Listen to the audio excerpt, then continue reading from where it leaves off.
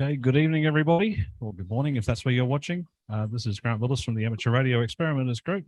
This is our annual general meeting for the year, but we have a special guest tonight that we'd like to hear from first. I'm pleased to introduce Adrian KO8SCA. Adrian's going to talk to us about the forthcoming Bouvet Island DXpedition coming up in January to 3Y0J Juliet, the most remote place on Earth. So, Adrian, take it away. Well, good evening to you guys there in Australia, and good morning from here from New York. Thank you for having me. And for the next 45 minutes, I'll tell you a little bit about our preparations for the upcoming the expedition to the most remote uninhabited place on Earth. How about that? That's one of those places that few people know about, but if you look in the book of records, the first thing you see is that it's the most remote uninhabited place on Earth. And our departure date is already set, which is January 6th. We'll be going from the Falkland Islands, and we have a website, 3Y0Juliet, which is our call sign, 3Y0Juliet.com. I urge you to take a look at our website. It has some cool graphics and quite a few pictures and lots of information. We post quite a lot. This is a very complex undertaking, and new things are happening all the time. So please check it out. So let's dive in. There's a lot to talk about, and but first and foremost, we need to figure out what this place is. Well, it's located somewhere in the South Atlantic Ocean. It's far away from the shipping lanes, and a normal map or a marine chart won't reveal where this location is, because it's a very tiny little place. But distance-wise, it's an amazing 12,800 kilometers from New York, and about the same distance to Oslo. So quite a distance even for radio waves. Our friends in Japan have seems the longest distance to the Bouvet Island, which is 16,000 kilometer. An incredible distance. But you guys there in south of Australia are the closest to Bouvet, if we can say closest, when you were talking about 10,000 kilometers. So the island is situated somewhere south of Cape Town, South Africa, about 2,600 kilometers from there, and about 1,600 kilometers north of Antarctica. Like I said, it's far away from the shipping lanes, so it's quite a challenge to get there, and that's one of the biggest challenges of this the expedition, the transportation to get to the island. Well, we'll talk about that later on today. A few things about the island. Believe it or not, it's although it's in the southern hemisphere, it's a Norwegian territory. And in Norwegian, the island is pronounced Bouvetoya. It was discovered by a French explorer sometime in the 1700s, and his last name of this French explorer was Bouvet, and that's how the island got its name. Bouvet seems to be quite a popular name, last name in France, and there is even a champagne company called Bouvet. And believe it or not, they are one of our sponsors. So the Norwegian, although Bouvet discovered the island in 1700s, he actually didn't step foot on it. The first one that first explorers that set foot on the island are the Norwegians. They did so in 1927, so not too far long ago, almost 100 years ago. The island is covered 93% by snow and ice, and the biggest inconvenient, let's call it, with this island is that it has an average about 300 storms a year. When the storms are taking place, the winds tend to reach close to 100 miles an hour. It's quite a significant speed. And considering we're going to be on the island for about 3 weeks, chances are that we most likely going to be encountering some kind of storm. Sorry. The island is a volcanic cone, and its highest peak is about 780 meter, about 3,000 feet more or less. You can see a picture of the island taken by Nadir, Echo Yankee 8 Mike, during the 3Y0J Zulu DXpedition attempt at the Bouvet Island in 2018. So thank you, Nadir, for taking some recent pictures of the island. If you take a look, this is this picture taken about maybe 100 meters from the island, and you can easily see it's almost entirely covered by ice. To give you a perspective of its size, it's about half the size of Manhattan. But although the island is not too big, it's not easy to walk from one end to the other because under that sheet of ice and snow, there could be easily crevasses hidden underneath, and without the special equipment and training, that's actually not advisable. One of the things that the Norwegian Polar Institute, which administers the island in Norway, imposed on us was that we should not put camp or walk on the ice to minimize to increase safety and minimize risks for the team. Bouvet Island is one of the 4 Norwegian overseas territories that are also ham radio entities. The other 3 are the Peter Island, Jan Mayen, and Svalbard. But by far, Bouvet Island is the most difficult to reach because of its remoteness. There's no one living on the island. There are a lot of penguins, about 5,000 of them supposedly, and lots of fur seals, about 65,000 of them. I don't know how they counted them, but I guess with the satellite imagery and good artificial intelligence software, that's possible. But all these details are interesting and actually useful for us to be able to properly put together the expedition. And we'll see in the later slides how that's useful.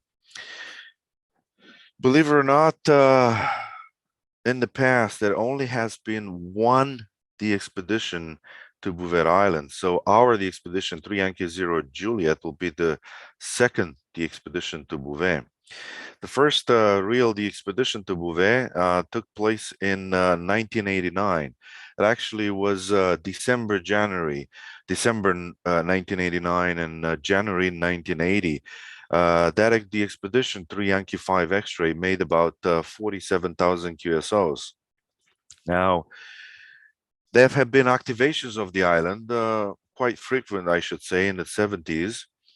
But the amount of QSOs that those activations made are very slow, very small. If you take a look at the list at the top left corner of my of this slide, you can see that those are small numbers. 27, 550, 2,000 QSOs. And the one significant item that I would like to mention is that 3Y0 Juliet aims to make 200,000 QSOs. I repeat, that's 200,000 QSOs. The demand for this particular entity is so high that we are going to put a lot of effort into trying to make as many people happy as possible. Considering the costs and the difficulty on getting to Bouvet, we are the next expedition probably it's not going to be for another 15, 20 years. And quite a few among us are not willing to wait that long for obvious reasons. One interesting item I would like to mention is that in 2001, Charles Brady made 8,000 QSOs, mostly SSB. He was a famous ham, but most importantly, he was officer in the U.S. Navy, and also he was an astronaut. He actually flown into space and at the International Space Station. There's a little picture there of the actual first Bouvet landing of the Norwegians in 1927. And another interesting picture that we found is the one on the right side of the screen. And the reason this picture is of interest to our DXpedition is that this particular picture shows the expedition that took place in 1977, and that the expedition actually landed in the same exact spot where we will be landing in about 5 months from now. Not only this tells us that it's possible to land in the same exact spot and by boat and not helicopter, and also it's it gives us a little view of how the location looks like, although we do have recent pictures of a lot more detail, as we can see on the following slides. So in short, we're going to be there in January 2023. Because of its remoteness and the difficulty to get there and the expense to reach the island, Bouvet is club log number 2. So it's quite a rare DX entity. It's second most wanted in the club log most wanted DXCC entities list. The only other more remote DX entity is P5, North Korea, but that particular entity is difficult to get to for totally different reasons. We're going to be a number of 13 operators. The team leaders are from, the 3 team leaders are from Norway, and there are a total of 4 Norwegians in the team. There are also 5 members from United States, 1 from Germany, 1 from Canada, and another one from Puerto Rico. Quite a diverse team. One important items is that one of the requirements of the expeditions, these remote places, is that at least 1 doctor is part of the team. And we're happy to say that we have in our team not 1 but 2 doctors. That's Kilo Oscar 7 Sierra Sierra and Alpha Bravo 5 Echo Bravo, and they are obviously very good asset to have as part of the team. In addition, believe it or not, we also have a dentist, Mr. Otis from Puerto Rico, November Papa 4 Golf. Our ride to Bouvet Island will start from Port Stanley in Falkland Islands. The boat ride will be about 10 to 15 days, and we'll be on the island for about 3 weeks. And then the trip back to the island to civilization will be another 10-15 days to the end point of our trip, which is Cape Town, South Africa. As I said, our goal is 200,000 QSOs. We'll have a number of 12 stations.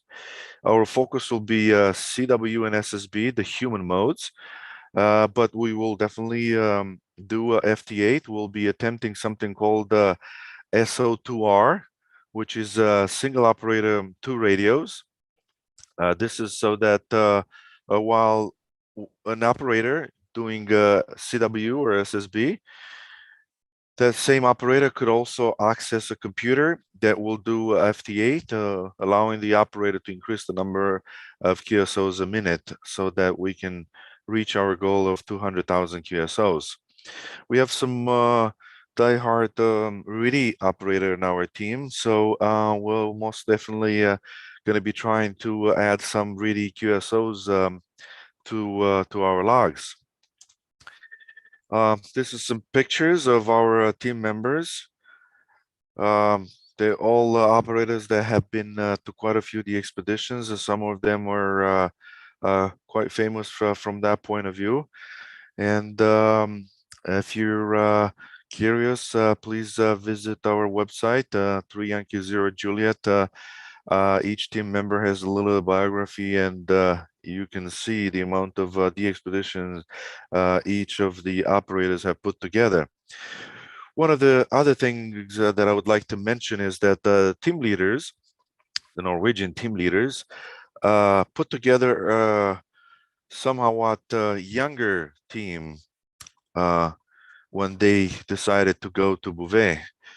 We'll be attempting to land on Bouvet using rubber boats called Zodiacs, and that has advantages and disadvantages. First of all, compared to helicopters, landing by Zodiac allows you to take advantage of even shorter weather windows, which allows us to increase the chances for us to land on Bouvet in a shorter period of time. What I mean by that is if it's a bit foggy, you know, a helicopter can run, but a Zodiac has no trouble reaching the shores. At the same time, the Zodiac landing requires a lot more muscle power from the team members for unloading and loading the Zodiac with the 7 tons of equipment that we're planning to bring to the island. So that's one of the reasons the team leaders decided to put together a somewhat younger team compared to other the expeditions that we've seen in the later period of time. How do we get there? Well, we hired a boat called Marama. It's a French boat with a French crew that's specialized in the Arctic oceanic sailing, which basically means that this boat has acquired quite a bit of experience in the last 12 years, where they specialized in bringing expeditions, you know, scientific expeditions to the cold climate areas of the world, such as the Northwest Passage, the South Georgia Islands, and the Antarctica. As a matter of fact, the boat returned from Antarctica a few months ago, and set port in somewhere in Brazil, where one of our team members, a consultant that we also hired to inspect the boat and make sure everything is correct and in order.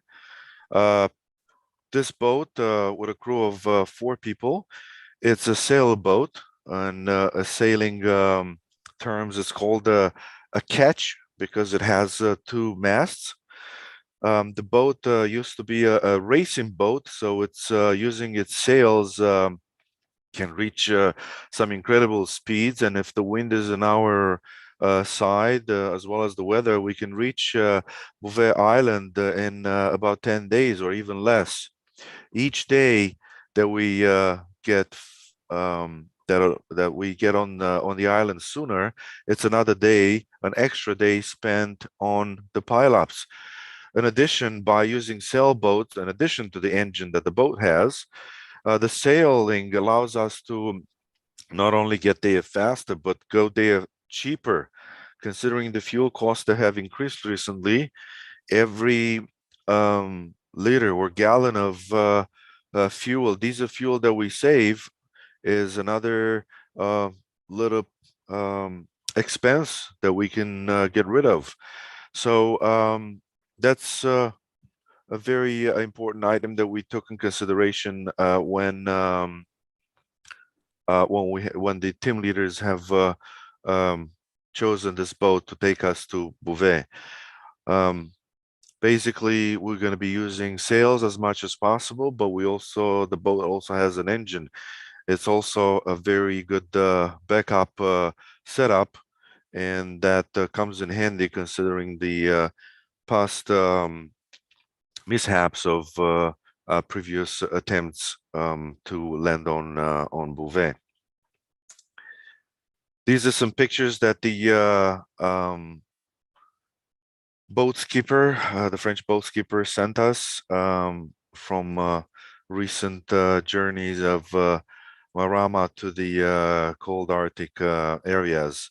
It's a harsh environment, but the crew has quite a bit of experience, so we're confident that we're going to get to Bouvet safely. and back to tell our story next year, sometime in March. Well, if we take a look at the little map of Bouvet, we can see that at the top northwest corner of the island would be theoretically the best approach of landing to Bouvet, but that corner of the island is off limits for our team. This is where there is a weather station, the famous weather station on Bouvet. This station used to be manned maybe until 20 years ago, when the whole thing got to be computerized and automated. So at this point in time, the island is rarely visited, maybe once every 4 or 5 years. Some Norwegian technicians will step foot on the island to make some repairs, but don't stay for a long time. Prior from the weather station being automated, quite a bit of the technicians would visit the island, and some of them to kill time, they would spend some time to make some pile-ups, enjoy some of the pile-ups and make some QSOs. And that's the reason, as I mentioned before, there were quite a few activations in the 70s and 80s, but all of them made very few QSOs. Most hams that have a QSO with the Bouvet are from those, usually from that period of time. So instead of landing in the north west corner of the island, we're going to be landing exactly in the opposite side, which is an area called Cape Fear, marked there by that big red arrow. This area on the southeast corner of the island, if we look at the map, doesn't look like it's a large area there for landing. But we have recent satellite pictures that allows us to see exactly how that particular spot looks like, and we will see that right here. This picture taken quite recently shows us our landing site, that beach on the right side of the picture, and our camping site will be that cliff on the left side of the picture. So we'll be doing the Zodiac landing on that beach, unload our 7 tons of equipment, take that equipment on that cliff, and stay there for about 3 weeks. We do not intend to go back and forth to the boat, because the most difficult part of the expedition is landing and getting off the island. So we'll try to minimize the risk to the team and increase the safety. Now that cliff on the left looks quite large, and it's hard to get a perspective. But to give you an idea, that cliff is about 10-meter high, so it's not very tall. We have identified, by looking at even more detailed pictures, that one can actually walk onto the incline on that cliff, starting from somewhere on the left side of that cliff. It's quite a bit of an incline, but it's walkable. You can even do so with maybe 20 kilos of equipment in your back. So once we get on top of the cliff and set up the camp, that area is about maybe about the size of a football field.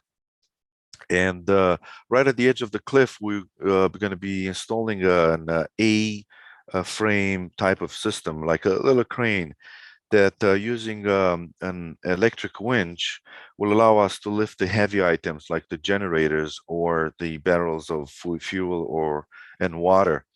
So we have planned this quite extensively for the past more than 2 years during our the expedition planning. We have lots of backup approaches in our tool bag.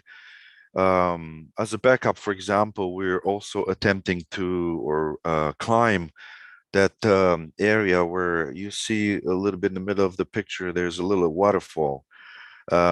We have more recent pictures of the area, and that waterfall is gone. Basically, because of the global warming, the area that's not covered by ice or snow gets larger and larger every year. So by the time we land on Bouvet 5 months from now, we expect that the area where we camp will be significantly larger. If you take a look at this picture taken from above, this is where our camp will be located. And you see the different directions pointing to the different continents. Those yellow marks mark where our tents will be located. We'll have 3 separate tents. One tent will be our radio shack with our 12 radio stations. One tent will be for sleeping, and the third tent will be for socializing and the place where we prepare and have our meals. The area doesn't look too flat, but looking a little bit closer on higher resolution pictures, we can see that the area will be flat enough that will allow us to have to set up camp and set up our antennas. This is another picture that actually gives you a better perspective of how the camping area looks like with our attempt of with the pro graphics to give you an idea of how the antennas will be located. Basically, the beams, the 7 beams that we have will be spread on the edge of the cliff, giving us the height of the cliff and also the salt water to our advantage, and at the same time giving us a 360-degree radio view of the ham radio world. To put together this type of DXpeditions, there's a lot of details involved. We can't leave anything to chance. Once you get on Bouvet, there's no radio shaft to go to and pick up some parts, and you want to definitely avoid the oops moments where you realized you forgot something or something is not the way you expected. So we have put together we put quite a bit of effort into making sure that those type of issues are avoided. For those that are curious, we created a diagram that contains every component of our setup, from the radios to amplifiers to cables to accessories to generators to antennas and cables and filters and switches and so forth. This is a very large diagram, and I will not go into much detail, but please go to our website. We have this diagram listed there, and you can zoom in and take a look. Feel free to ask any questions even after the presentation is over. You can send emails to us if you have concern, questions, or are curious about the different choices that we made in our setup. This is a little portion of the diagram that's a bit zoomed in, so that it gives you an idea of how one station looks like. We're going to be using the famous Elecraft K3S radios, very popular radios with the DXpeditions in the past. Radios that were fully tested, and we're confident that they will do the job for us. And we're going to be using 8 Elecraft K3Ss for the CW and SSB, and for FT8 we'll have 4 dedicated Sun SDR radios. Those will be doing FT8 and multiple bands. We will have a number of 4 generators, and those will also we also have amplifiers from the Italian company SPE, the popular expert amplifiers of different sizes. We have even a couple of 2 kilowatt versions. We will be using one of the 2 kilowatt versions for the 160 meter positions. We're trying to make sure that we make enough QSOs to satisfy at least a large portion of the ham radio world in this difficult band. We will not be attempting 6 meters, but we will be active in all the other bands, even 60 meter towards the end of the expedition. As I said, we have detailed pictures of the landing site, and that allowed us to make precise measurements of where each antenna is going to be located. To the left of this picture, you can see an exact, quite precise diagram to scale of our camp location. And as I said before, this is available on the website, so you can zoom in and look at the details. But what I wanted to show you exactly here is that you'll see the tents right in the middle of the camp, and the generators are close by, but not too close. We kept them close enough so that the drop voltage on the wires is as small as possible, but far enough so that the noise produced by the generators is not felt on our tents, and that's why the sleeping tent is the one located farther away from the generators. In addition, we have antennas. Those 7 beams are pointed to the different continents, so that allows us to actually work all the continents in the same time, and we want to take advantage of all the openings. Luckily, the solar cycle is to our advantage, and will be even better by the time we land on Bouvet. And we're estimated that the 20-meter band will be open even close to 22 hours a day, and that's a plus, allowing us to put those on our log, those little pistols with the wire in an attic and maybe 100 watts. So in our attempt to do so and to reach those 200,000 QSOs, we're going to be using those beams that will be about 12 to 15 meters high on these masts provided by a Greek company called Silcom. These masts allows us to raise and lower the antennas as needed based on the wind, the velocity, and the storms that we'll be encountering. In addition, we have requested and got permission to use full power on Bouvet, 1.5 kilowatt. Norwegian hams are not allowed in normal circumstances to use 1500 watts on operating. So we're grateful that we've been allowed to use maximum power while on Bouvet, and that will be to our advantage.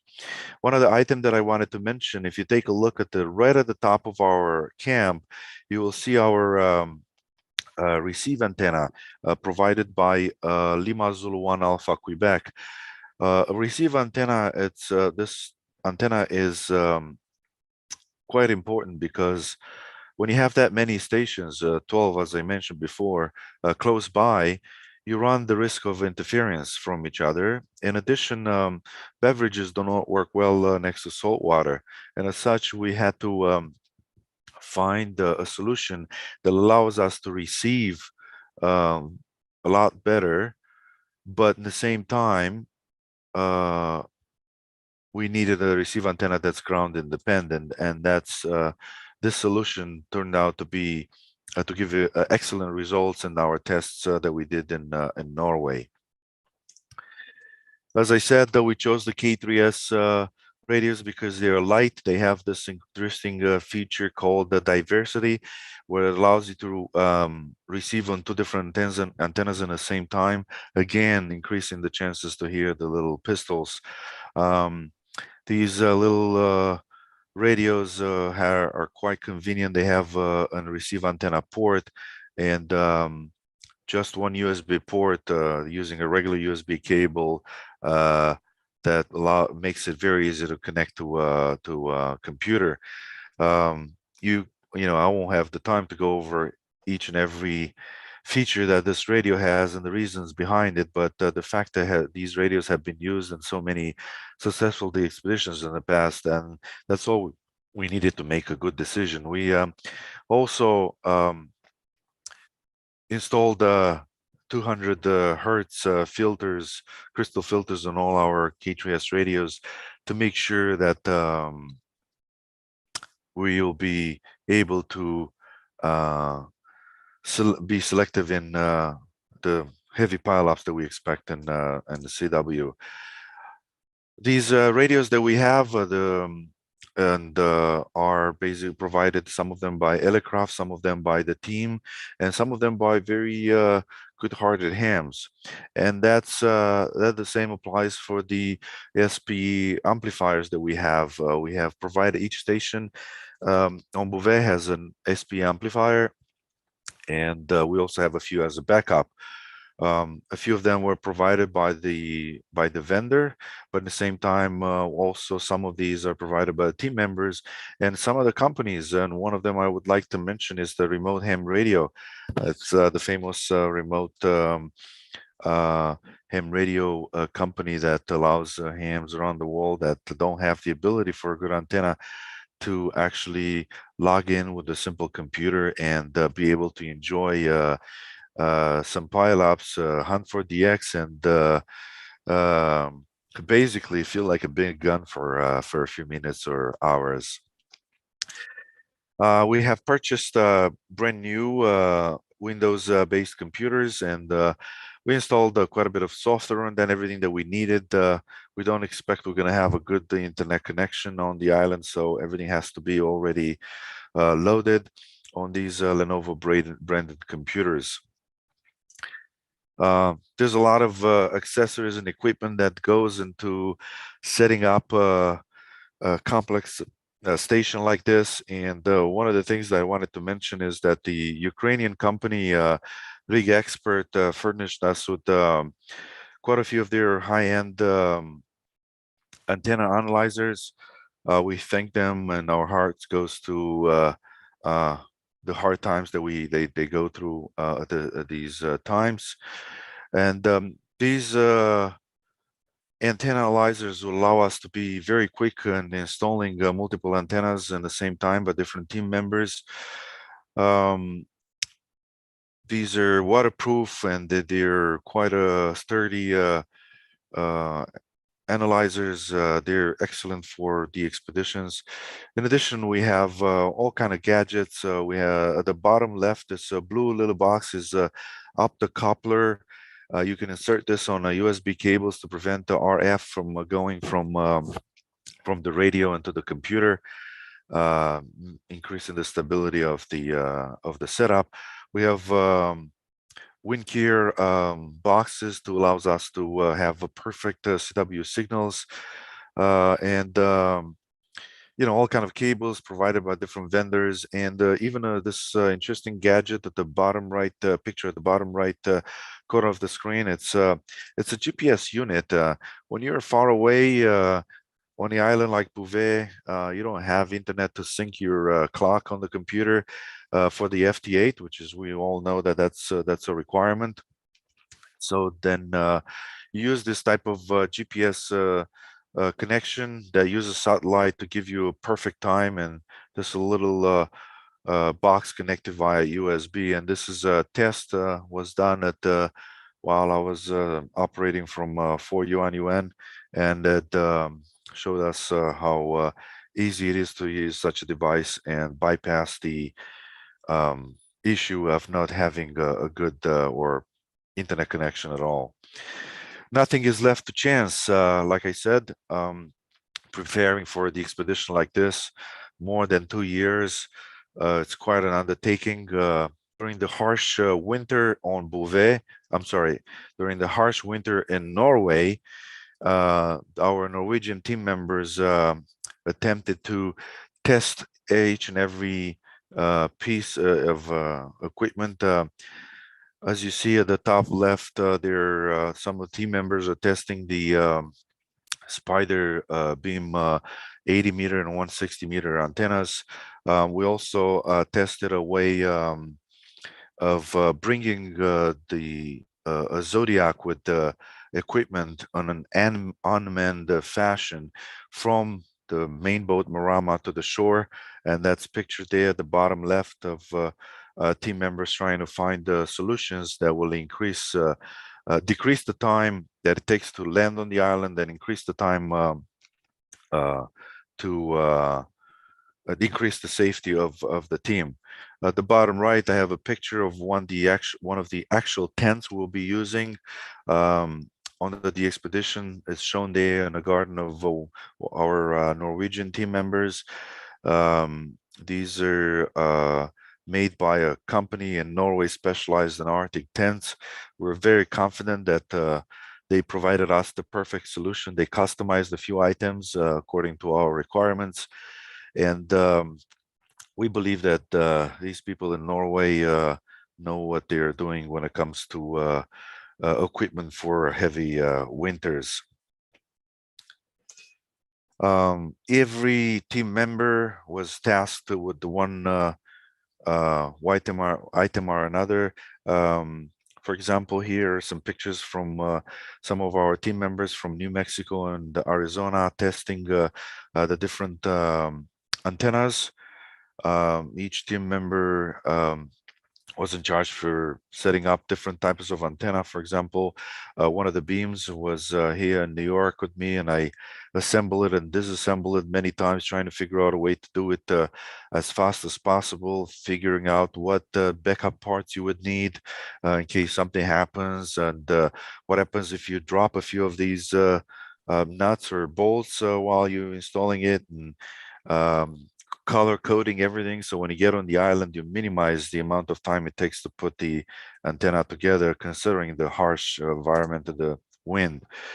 As I said, we're going to have antennas, all kinds of antennas, beams, and vertical. A lot of the vertical antennas were provided by DX Engineering, an incredible sponsor. I think the amount of equipment they provided is close to 100,000. All the beams are provided by a company, by a store in Germany called Wimo. It's a very large store that worked with the Innov, a British company that put together these beams, and we work with them for them to adjust the antennas to increase their strength, and so that we make sure that those antennas will survive the harsh environment on Bouvet Island. I won't go into details. Again, more details are on our website. In April this year, we met at the famous Lima November 8 whiskey station in Norway. I think the largest contest station in Norway. They've been gracious in allowing us to set up camp and test the different components of our camp there on Bouvet. We see here the team after the testing session in April, and we're happy that all the components worked according to plan. We learned the new things and how to improve things. At the left picture there, we see the beam, the actual beam of Innov beam, like I said, provided by Wimo. And the mast that we'll be using for these beams, as I said before, provided by a Greek company called Silcom.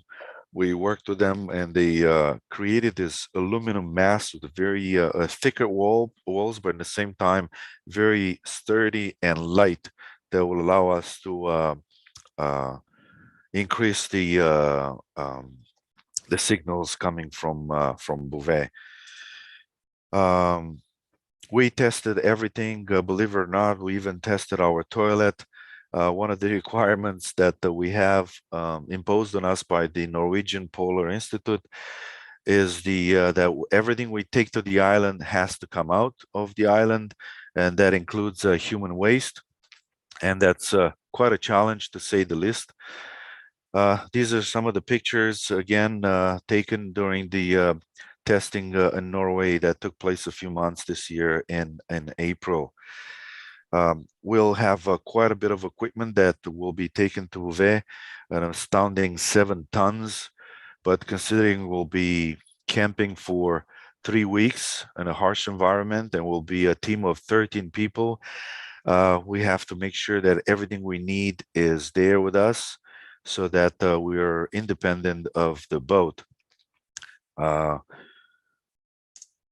These are some of the pictures of the tents that we'll be using. As I said, we have 3 tents, and you can see some the inside of the tent to the bottom left.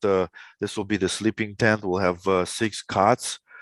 Not each member, not all the members will sleep in the same time. So 6 cots is sleeping cots is more than plenty.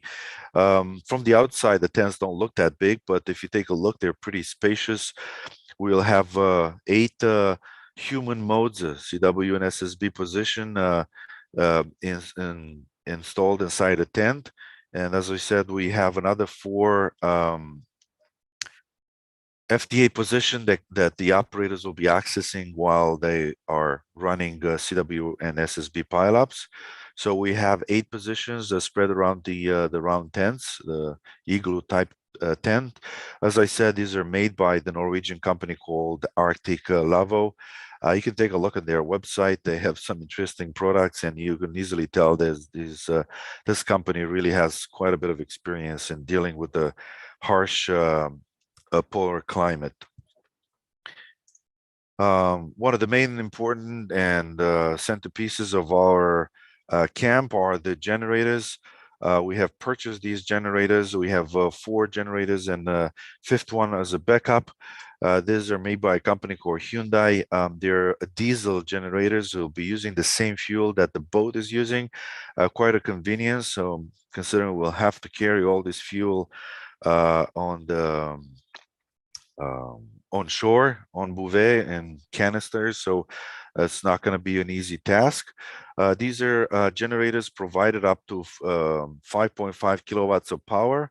We will try to use a lot less than that to minimize the amount of fuel we'll be using and to increase the stability of these generators. We have tested, did a live test on these generators again in Norway at the same site of Lima November 8 Whiskey radio station. The testing took place recently in July, so basically last month. And the team is happy that these generators will perform according to plan. And having enough power there on the island is quite desirable, considering we'll be attempting to even run full power on certain bends at a certain time, such as 160, to make sure that we have enough people in the log on this difficult band. One of the biggest milestones for us is the shipping of the container. The container that's currently in Norway, somewhere outside Oslo. This container will be leaving Oslo at September 10. I'm actually going to be flying in Norway in a few days, and I'll be joining some other team members there who will be working, putting quite a few hours to get everything that's been prepared in the storage facility. If you take a look at this picture, you can take a look. You can see the amount of equipment that we are preparing to take with us. As I said before, around 7 tons of equipment. A lot of this equipment, especially the sensitive ones, are going into these drums, waterproof. These drums will be located, will be needed so that they are waterproof, so that when we minimize the risk of any equipment damage when the equipment is transported from the Marama, the main boat, by Zodiac to the landing site and then to the campsite. You see those barrels, the blue barrels in the back of the storage room. It is an important milestone for us because that concludes our the part of the logistics that involved equipment. And this was quite a complex undertaking. Actually, the team meets almost very often by Zoom, and we keep in touch by a chatting application, so we constantly exchange ideas and find solution. And on September 10, everyone will be relieved that everything is already in a container for the long travel from Oslo to South America, which and then afterwards it will be loaded into our boat in the Falkland Islands, where the team will be will meet in January for the voyage to Bouvet. To get there, we have an impressive budget of $690,000. You need quite a bit of money to put something like this together. One thing that I would like to mention is most of this money will go towards the boat, its crew, and the fuel. About 3/4 of this amount goes towards the boat. We're happy to say that a little bit over 90% of that amount has been already raised. And this amount of money came from clubs around the world, organizations. The Northern California DX Foundation, they donated their largest donation ever of about $100,000. Same applies for Indexa. They donated $15,000. And you know, clubs around the world and hams, and the fact that we're able to raise more than 90% of the budget and still have some time to go until we land on Bouvet. It shows that hams around the world are very confident that we can get this together. Plus, we see that hams are excited about the possibility of getting the second most wanted DX entity on their logs. And another thing that I would like to mention is that there is absolutely no way you can get or put together the expeditions like these if you have to purchase the equipment that's needed to get to activate such an island. Most of the equipment we have is either belonging to the team members or donated by you know, companies that provide the ham radio equipment. I don't have the time to mention each and every one of them, but if you just a few that I want to mention, for example, the Italian company Messi and Poloni provided us the coaxial cable that we needed, and it's quite an impressive amount. More than 1 kilometer of cable needed to be we needed to put together the station. It's hard to comprehend, but the 1 kilometer cable, you can't just go and buy it from a store. The cable has to be sturdy enough so that resists the environment on Bouvet. You have to make sure the cable is good and not going to disintegrate at the minus temperatures, but is light enough that you'll be able to actually carry it. At the same time, it needs to sustain the you know, more than 3 or 4 kilowatt of power, because we'll be using filters from and triplexer and diplexers from the company 4Y0J 3 Alpha, so that 3 operators can use an antenna, a beam, for example, in the same time, maximizing the amount of operators per antenna. So our 10, 15, 20 beam will be used in the same time by 3 operators on 10, 15, and 20 using these triplexers from 4Y0J 3 Alpha. Most of our spider beam or fiberglass equipment is provided by the German company Spider Beam. As I said before, we have the Champagne company,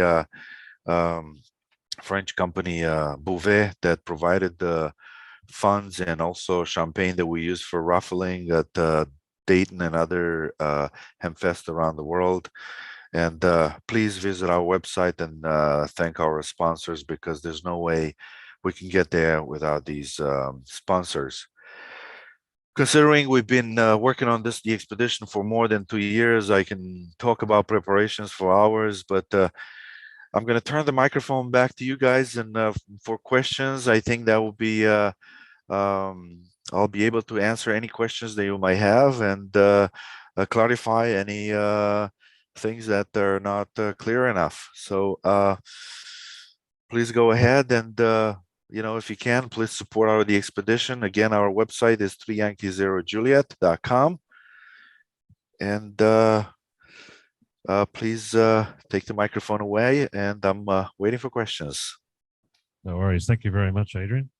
We'll just get our cameras and so on fired up at this end. First of all, thank you very much for the most excellent presentation on what's intended to happen. And of course, we all hope it really does happen. I know there's quite a few eager amateurs around Australia, at the very least, that are looking forward to this. I'd like to open it to the floor, first of all, here in AREG. Is there anybody who'd like to ask a question of Adrian about the expedition?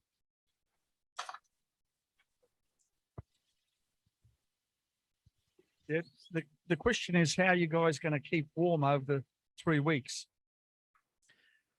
Well, to keep warm, there's a trade-off between the amount of fuel that we are able and willing to carry on the island and the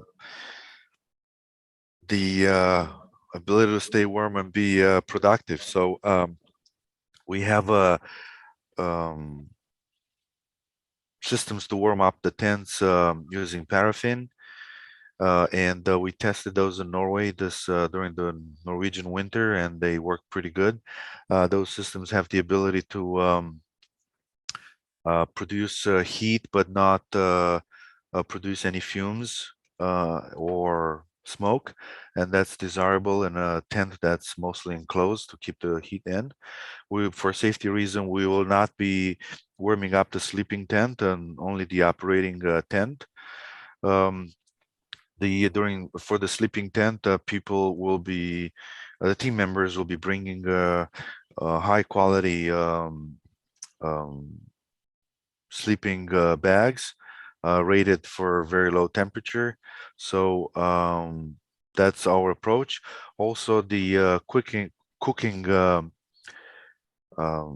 system that we'll be using to cook our meals, our MREs, where you hit some water, boil some water, and then put it in the little envelope and produce your meal.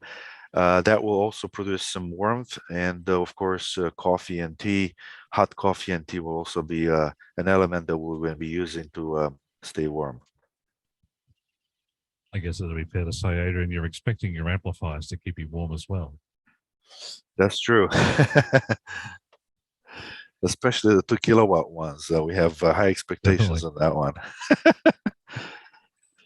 Are you putting any linears on the FT8 station? Was a question I had.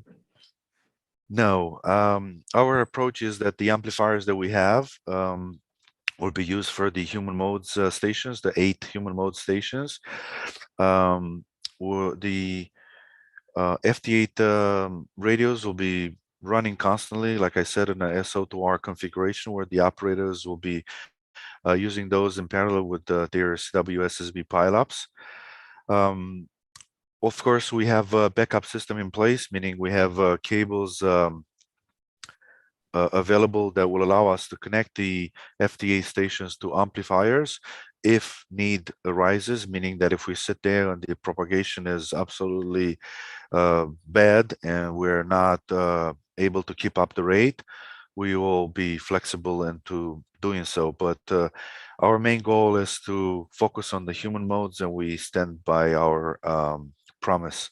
So as long as the CW and SSB pileups are running, we're going to be pushing the 8 stations around the clock and focus on those. Very good. Any other questions from here? Yes, one from Mark.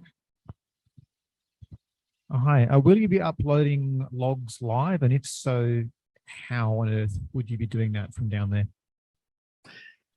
Our hope was the Starlink system by the owner of Tesla, Mr. Musk, will be functioning in that area of the globe, which is away from the shipping lane. We were promised that that's going to happen at the beginning of 2023, but unfortunately the war in Europe moved their resources away from that, so that's not going to happen. And because of that, we will be using a system of uploading logs to using the Iridium system. That's a very slow system. So at this point in time, our goal is to do a daily upload. We'll be sending the log to our QSL manager, who in turn will be uploading the log, so that hams around the world can see their QSO in the log. We urge people to wait 24 hours before they attempt to do a dupe.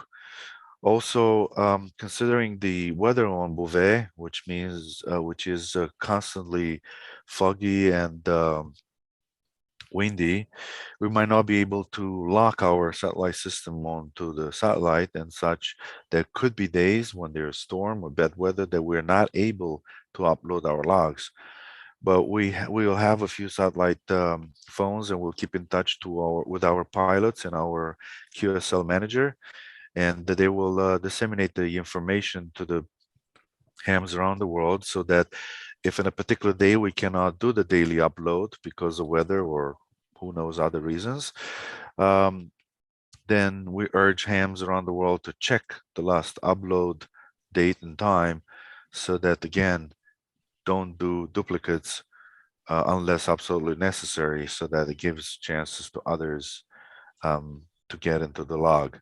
So again, in short, our attempt is to upload daily via satellite if possible.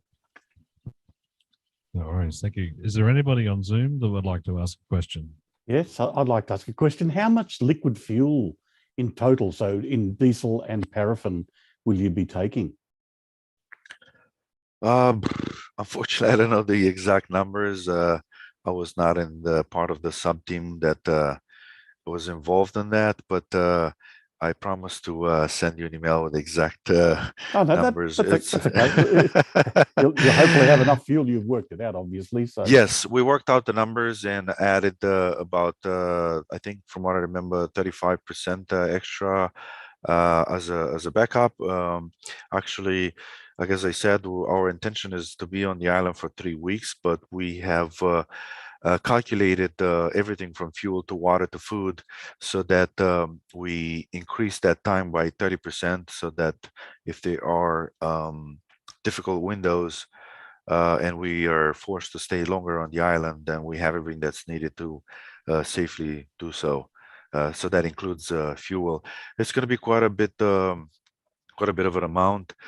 We divided those fuel into canisters that are small enough that we're able to carry up to that cliff, and that part of the job was quite complex. We did actually some experiments, as I showed in my presentation recently in Norway, where we had the generators running constantly for, I think, a number of hours to see exactly the amount of fuel consumed, and compare what the specs say with the real life, because the outside temperature, the amount of power you put on the amplifier, and many other factors contributes to the exact amount of fuel that you will be consuming.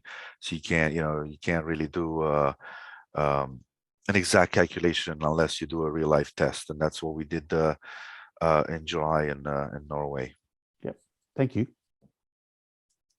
Do we have any other questions from the Zoom? Yes, I have a question.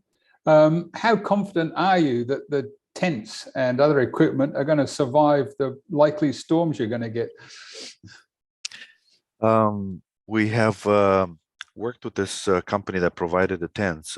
They are actually providing these exact tents to the Norwegian employees that work in the Arctic areas. So these are the exact tents that the Norwegian government is providing their employees that do research or other activities in the polar areas. In addition, we explained the producer, the manufacturer of these tents, what exactly we're intending to do, and they actually customize the different items of of the inside of the tent so that matches our requirements. That includes the way that we want to hit the tents, the way that we connect the social and the operating tent, the way that we put the shelving and so forth inside the tent. And they worked with us and they gave us quite a bit of input of how exactly the tent needs to be installed so that it survives these harsh winds on Bouvet. One of those tents was installed for quite a few months during the Norwegian winter to find the weaknesses of the different parts of the tent. And the manufacturer gave us quite a bit of input on how to do things correctly. And the sub-team that was in charge of the tents actually put the tent together and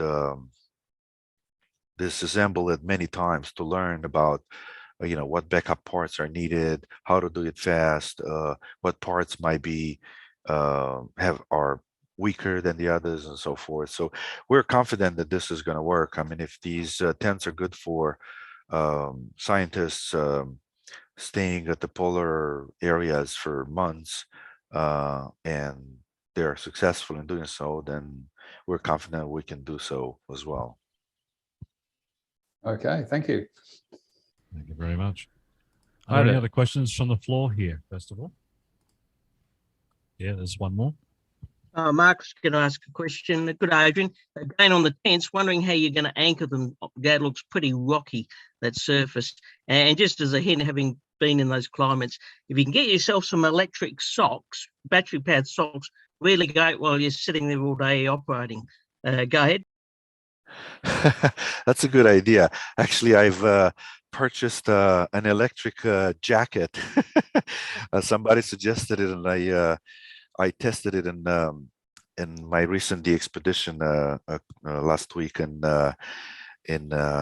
Alaska, the K7 kilo, and that's quite a good idea. I didn't know there are electric socks, so thank you for that. I'll be looking for some.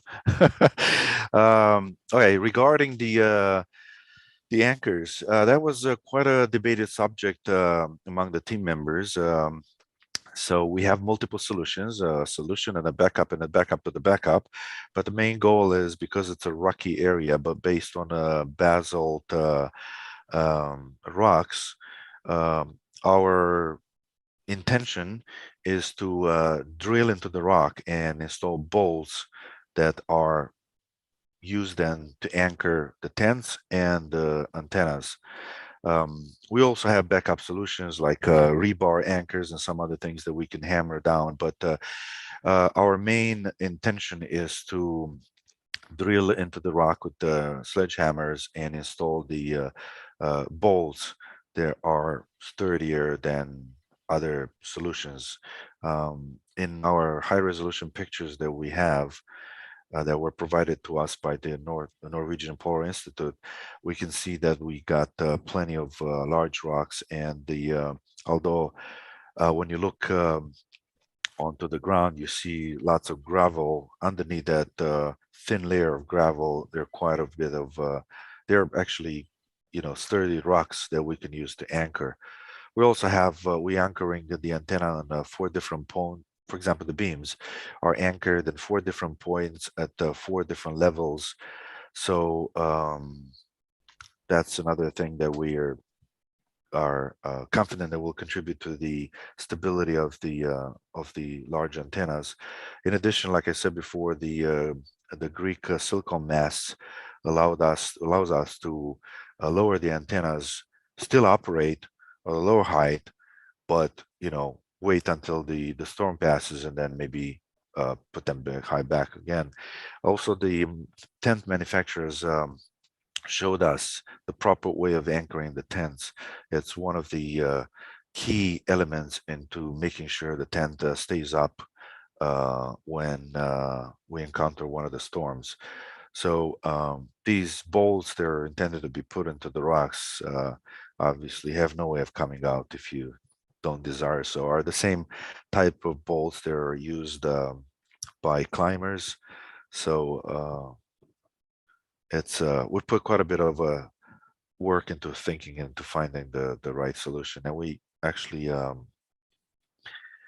inquired with a lot of specialists in the area to make sure that we're not just a bunch of hams when we get there, but a bunch of experts in survival and making sure that this is going to be a successful undertaking. Thank Hey, Adrian, just on the end of that, the Norwegian government said you've got to take everything off the island. Do all those anchor bolts have to come out? Yes, we have a system of these bolts that will allow us to take them out afterwards. Okay, thank you. It's another headache that we have to comply with, but there's always a trade-off. You play by the rules, and then you get a friendly agency on the other side, and that's desirable considering there are other Norwegian entities that might need activation. Wink, wink. So we need to be very. We need to comply with their requirements. They had quite a few of them. So one of them was whatever you take in, you have to take out, because it's also, the area is also a reservation. Don't set up a camp on the beach because of the wildlife. So that's not safe. That's why we are going up the cliff where, wildlife cannot reach our antennas and guy wires and tents and so forth. Don't walk on the ice, because there could be crevasses underneath, so avoid that. And I think there are a few others, but you get the idea. I had a question, Adrian, about 6 meters. You said that you weren't going to be activating that. I wondered what was the reason behind that, especially in the southern hemisphere being the middle of the sporadic E season.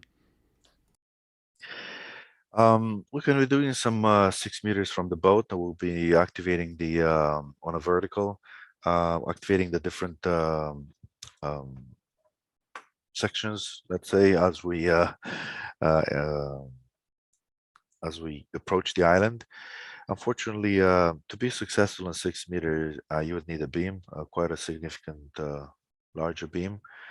And Apologies, we've just had some technical difficulties here at our end. We've just lost our internet connection. So please stand by. Sure.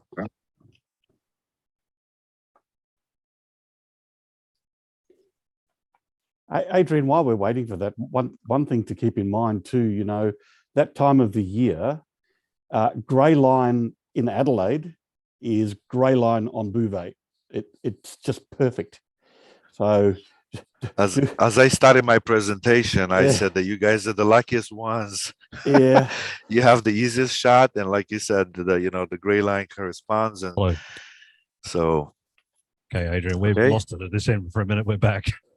Okay, nothing important was discussed. So so going back to the 6 meter question, 6 meter band question, when you put together the expedition, you set up some goals and you have to stick by them.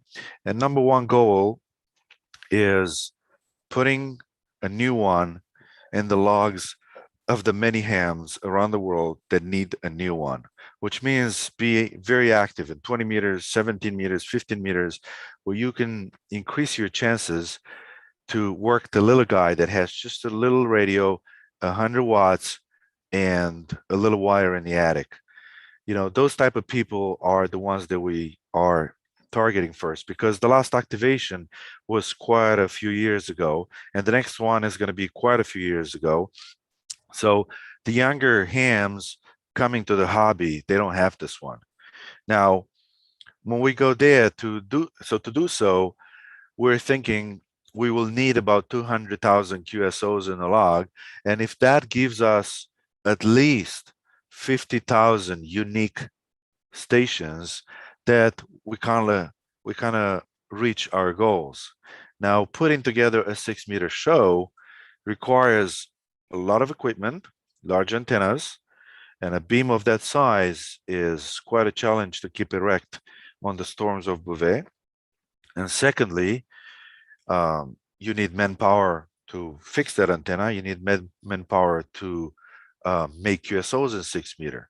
Now, if you are, if you are successful on a 6 meter DXpedition, you're usually talking about maybe a few hundred QSOs. But to keep, 1 or 2 operators busy for a few hundred QSOs, it's just not feasible for such an expensive DXpedition. When you raise $700,000 so that you make at least 50,000 people happy. If we focus too much if we focus on 6 meter, for example, or maybe EME or other type of modes that yield few QSOs, then you divest your resources in areas that it's not a main focus of the expedition. So in the end, the team leaders and the team decided that 6 meter is just not feasible. Don't get me wrong, I'm a fan of 6 meter. I just returned last month, a couple of months ago, from a 6 meter DXpedition in Kosovo, and it was a lot of fun. And on the magic band, when it opens, it's really magic, but the cost of sitting there and working a lot to make very few QSOs is just not feasible on Bouvet, unfortunately. All right. Well, everybody, we're a little over time, but that's very good. Thank you very much indeed, Adrian, for everything you've been able to put in tonight and tell us about the expedition. I know everybody here has been fascinated to learn about it, and certainly we'll be looking very much forward to getting 3Y0J in the log in January. So on behalf of the Amateur Radio Experimenters Group, I'd just like to say a great big thank you to you, and we wish you and the team all the best in January next year. Thank you very much. Well, thank you for having me, and looking forward to see you guys in the pileups 73, and all the best from here from New York, and all the best from the team. Have fun and enjoy the radio. Thank you very much, Adrian. Nice. Okay, and that's it, Hayden, from the YouTube stream. For everybody here on the floor,